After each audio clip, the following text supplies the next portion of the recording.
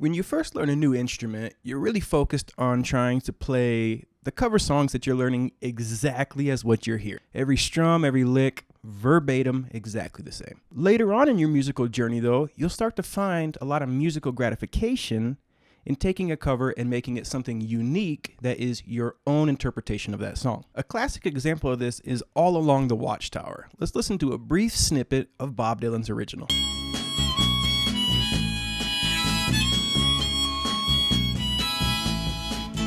That sounds great. It's a great song. He did a great job with it. And then Jimi Hendrix really liked it, and he decided to cover it and make it his own interpretation. So let's listen to what Jimi Hendrix did with it.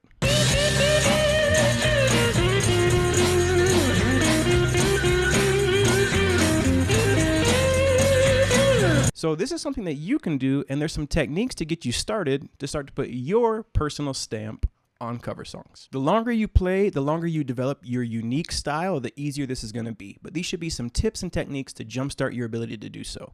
If you want a printable tab for this lesson, you can get one by becoming a Patreon. You'll see links in the notes as well as the description below. You'll also see some additional links in the description, including my email for some one-on-one lessons and our other social networks. All right, so let's talk about it. Making a cover your own. We're going to be using Wagon Wheel as an example song for this process, but I would love it if you could take a song that you've learned and then mix up the cover completely different and tag us at 10thumbspro on Instagram, and I'll share your cover on my story. Let's go ahead and start with the foundation. Let's say hypothetically the song that we want to cover is Wagon Wheel. So let's look at the foundation strum pattern and the foundation chord progression. It looks like this. The chord progression is going to be A, E7, F sharp minor, D. And those are the four chords that we're going to use throughout the song. So we apply that to the chord progression, nice and slow. We get down, down, up, down, up, down, down, up, down, up, down, down, up, down, up, down, down, up, down, up, down. Next time through, slightly different. We skip the F sharp minor and we play D 2 times. A, E7, D, D. Headed on south to the land of the pine, thumbing my way into North Carolina, staring at the road, pray to God I see headlights. You can see already this key naturally is way too high for me too. So there would be some natural benefit we're going to see later in adapting this to a version that's a little more suitable for my voice. But right now, we're just getting the foundation. So the key of A is the wagon wheel key, and I think Darius also sings it in A, but a whole octave lower. But we're kind of interpreting this as us covering the wagon wheel song. Kind of ironic considering that Bob Dylan started this song but never finished it, so he has writing credits on this song too. That's just a coincidence. One little difference that we did from the original, though, right away is we're playing an E7 instead of an E major. In the original, they're playing an E major. That's just to make it a little easier on the ukulele players, so you can follow this lesson really no matter what your level is. The E is more or less the hardest chord on the ukulele for people learning. And if you want some extra help with the E chord, I got a video for you too, so go ahead and check the notes, or I'll put the link in the description as well. Real quick, a songwriter tip. If we look at that chord progression, this song is essentially one chord progression throughout the entire song, but they changed just one chord between the first 4 and the second 4, and that one chord can give it a lot of movement. So if you're writing your own song and it's just 4 chords repeating, or one chord progression with 4 chords repeating the entire time, think about maybe slightly modifying that, and you can stretch it out to 8 chords to give it a little more movement. That's just a little songwriter tip. So the first thing we're going to do is we're going to mix up the strum pattern. Now, this is a technique that right away you should know. The strum pattern is kind of a, how can I say this? The strum pattern is less important in the actual recordings of these songs for these professional bands and musicians than it is for us as individuals. When they have an entire band playing with bass, drums, everything, the strum pattern becomes a lot less important because the rhythm player has a lot less responsibility. When you're playing a cover entirely by yourself, you're the whole band. You're the rhythm section, you're the bass, you're the singer, you're everything. So the strum pattern becomes a little more prevalent and a little more important. However, songs with acoustic instruments like the guitar, they do have a strum pattern, and getting it as close as you can to the original is often something we try to do. Mixing that up is a great way to breathe new life into the cover to make it just a little bit different. So let's take a look at how we can do that. All right, first chord's up, take a look. We are going to modify that last D by adding an extra up. If you look at the and between 1 and 2, we're going to do an extra upstroke. So it's going to go down, up, down, up, down, up. Do, do, do, do, do, do, do. Down, up, down, up, down, up. We apply this to the chord progression. Down, down, up, down, down, down, up, down, down, down, up, down, up, down, up, down, up, down, up. The next time through, when we get to the very last D, we're going to go 1, 2, 3, 4, and do down strums right on the quarter tones. So these 4, we get down, down, up, down, down, down, up, down, down, down, up, down, down, down, down, down, boom. Let's put these two together. 1, 2, 3, 4.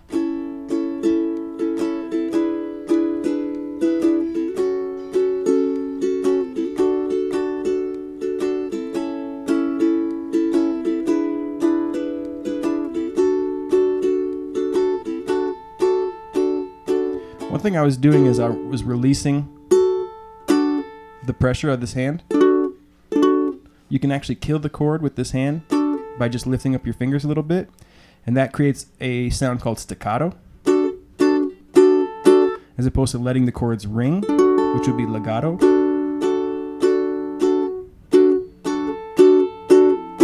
Just a little quick tip for some left hand technique. Before we move on to technique number 2, one thing that I would like to address as well is I'd like to touch on the fact that a lot of these songs at 10 Thumbs that we teach, they're songs that don't have strum patterns at all. When we think of something like Depeche Mode, it's all synthesizers. Synthesizers don't have a strum pattern. So when I'm creating a strum pattern, what am I thinking and what am I listening to? I'm really communicating with the drums more than anything. So if I hear the drums go boom, boom, boom, boom, boom, boom, boom, boom, I go down, down, down, up, down, down, down, up. And I'm trying to emulate what the drums are doing if there is an instrument strumming. That's something to keep in mind as you create your own covers of songs that don't have stringed instruments as well. Okay, technique number 2, changing the key. This is a great one, and you can really change a key. It's going to change the vibe of the song, but it's also, you can choose a key that's easier for you to play with the chords and sing. So it's like a win-win-win. Mix it up, make it more unique, make it easier to play and easier to sing. So let's go ahead and look at how we can do that. All right, let's change the key. Now, the chord progression that we're playing is a 1, 5, 6, 4. If you look at a key chart, you can choose any key you want, and then you choose the 1, then you choose the 5, you choose the 6, you choose the 4. I'll be using the key of G. The 1 is G, the 5 is D, the 6 is E minor, and the 4 is C. So my new chord progression is G, D, E minor, C, G, D, C, C. And if we apply those modifications to our strum pattern, we get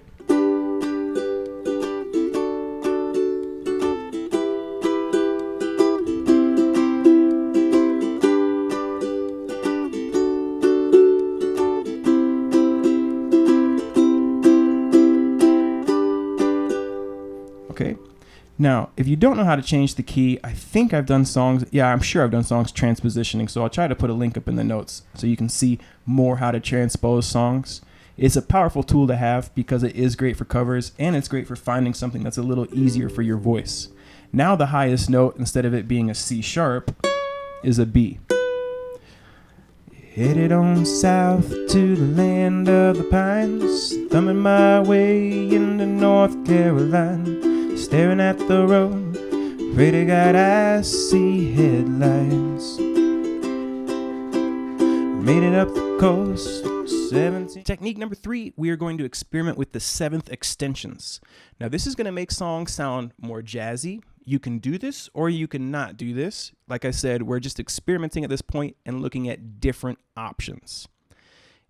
maybe some of these you're going to like and maybe some you're not. We're going to use them all so you can hear the sound, but you as the song coverer, you as the artist interpreting the song, you can say, yeah, this one sounds good, this one doesn't, I like this one, I don't like this one. Maybe I'll use this one just on the bridge, maybe I'll use this one just on the chorus. So you can feel free to totally experiment, and that's what this is about, experimentation and finding sounds you like. A lot of time when you're experimenting, you're going to find sounds that you don't like, and that's okay. That's part of experimenting. Try everything. Just hear as many different ideas as you can. That way you can know what works for you. Experimenting with the sevenths. Now, ultimately, we're not really going to be keeping any of these. At least I won't for my version because I don't think they enhance the song, but let's look at them. The G becomes a G major 7. The D becomes a D7. The E minor becomes an E minor 7. And the C becomes a C major 7.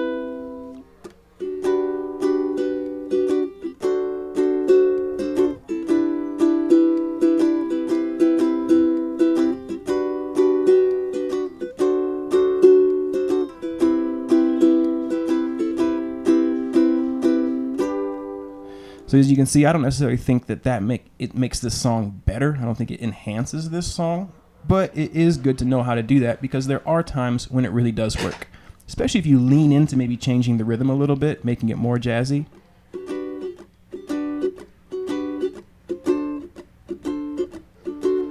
So that's something to keep in mind.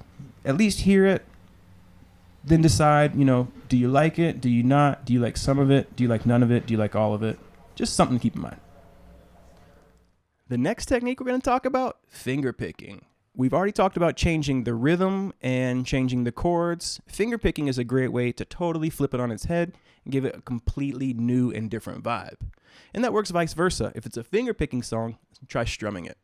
So what we're going to go ahead and do is we're going to take a look at how we can turn this chord progression we have here into something that we're finger picking and make it a little more unique.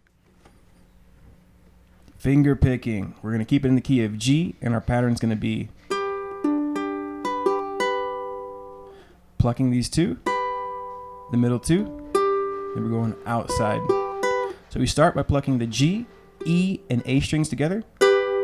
Thumb drops down on the second beat to play the C string, and then the index will grab the E on the up. 1, 2, and 4, and. Then we're going to do middle finger on the A string, thumb on the G, middle on the A.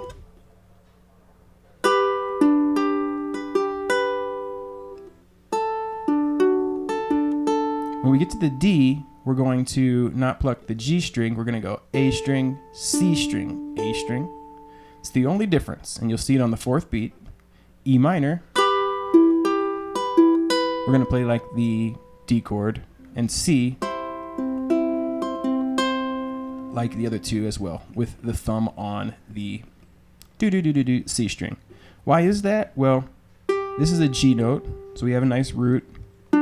D note, nice root. E note, nice root. C note, nice root. Headed on south to the land of the pine, thumbing my way in North Carolina. Trying to emphasize those notes. So let's finger pick through this together. We get.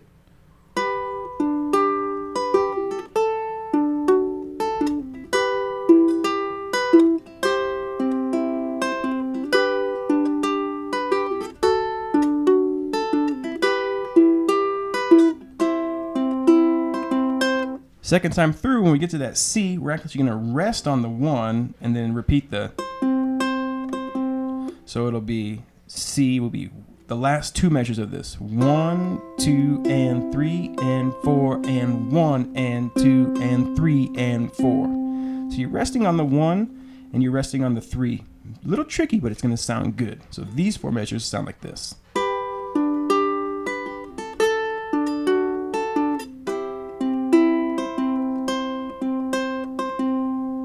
Let's put all 8 together. We get this. 1, 2, 3, 4.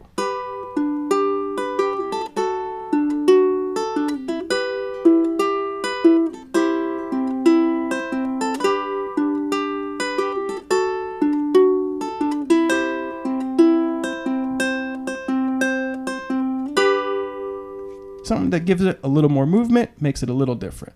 One thing that I've always really enjoyed is combining finger picking and strumming to give it a completely different vibe somewhere between the two. That's what this looks like. This one's actually one of my favorites. We're gonna go 1, 2, and 4. So we'll same pluck, and we'll start off like we do with the earlier ones, but the transition's actually quite a bit easier because plucking on the 1, and 4, and can make the change a little trickier. This one's easier to play at high speeds. You'll pluck the chord, 2 and 3 and 4.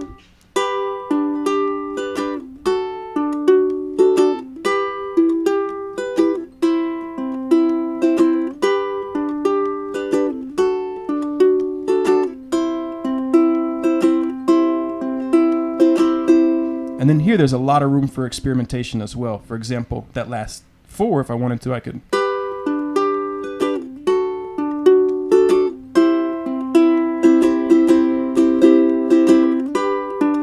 And just strum that whole last measure.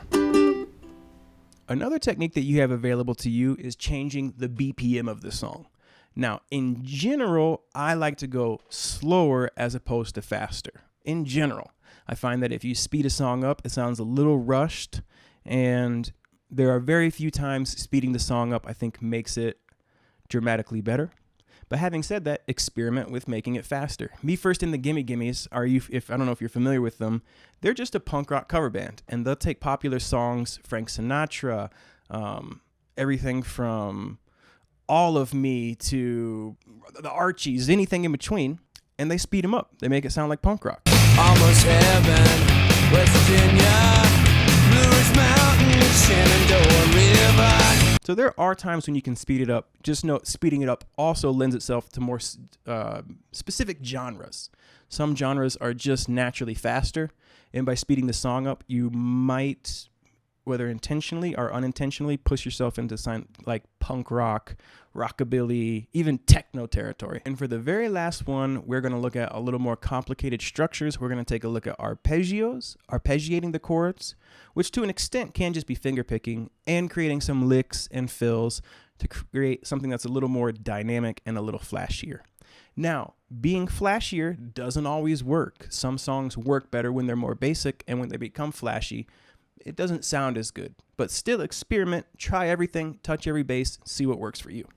Okay, so for the arpeggios and fills, we're gonna stick with that combined do do do do do do do do do do do do do sound of finger picking and strumming. But the fourth measure, that C, is gonna be open C, open E, open A, third fret here.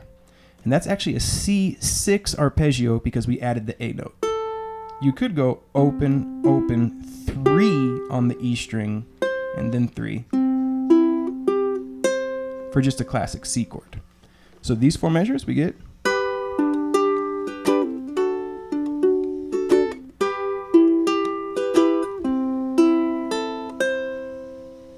Next 4. So here we added a pretty kind of intense riff a little bit. It's kind of tricky, but it sounds great. We're going to start off and play G, the same, D, the same, C, or just a down strum. Then on the second beat, index finger on the 2nd fret of the C string, middle on the 3rd.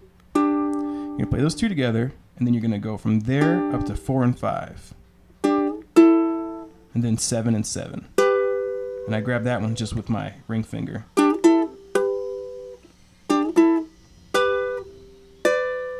Drop down, 5th fret, 7th fret, 2 times, 1 and, move it down 2 frets, play it again on the and. So it's 1 and 2 and, 3 is a rest, and then you play it again on the and you're gonna slide over 2, 3 on the 4th beat. This implies the G chord that's coming up. So that's called anticipating the change. And this lick would be.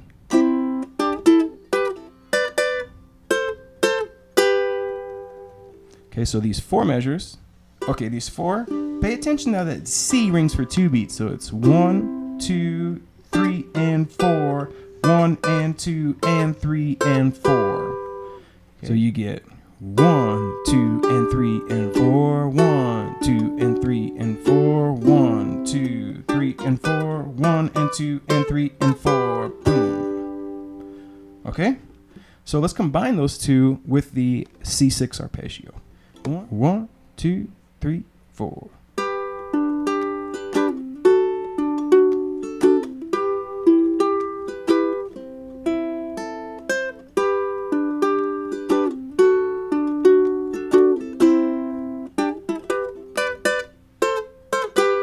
Head on south to the land of the pine, thumbing my way into North Carolina, staring at the road and pray to God I see headlights.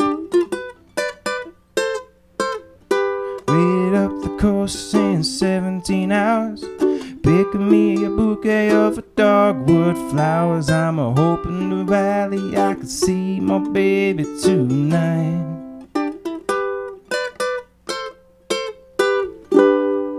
Okay, and to be honest, there's a lot there that I would change. I don't think that necessarily, some of it makes it sound better, some of it makes it sound a little worse.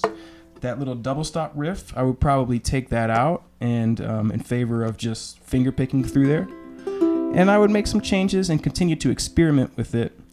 I don't think that this is necessarily the best final product, but this was more about showing you the different possibilities and ideas that you can experiment with to make a cover your own, all right? You don't have to use them all. We went through and kind of forced all of these techniques into one example. Sometimes it can be just one technique. So that's another thing to keep in mind as well. And there you have it, folks. That's about a half a dozen different ways that you can take a song that you've learned, a cover, mix it up, make it more unique, and make it your own. Thank you so much for watching to the very end of the lesson here at 10thumbspro.com. We appreciate you. Keep on rocking and rolling, and we're going to catch you next Wednesday or next Saturday. Have a lovely day. Life is good. 10thumbspro.com. Take care of yourselves.